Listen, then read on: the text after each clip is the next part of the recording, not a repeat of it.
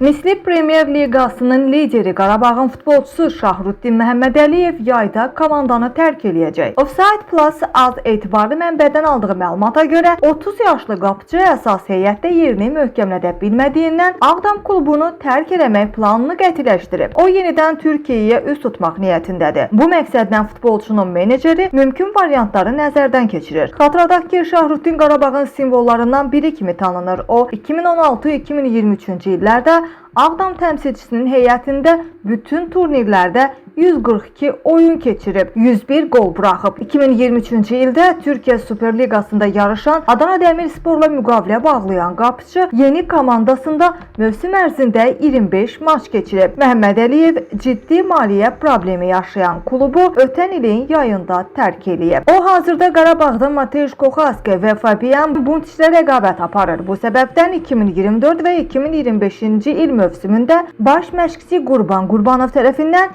cəmi 11 dəfə forma geyinmə şansı qazanıb.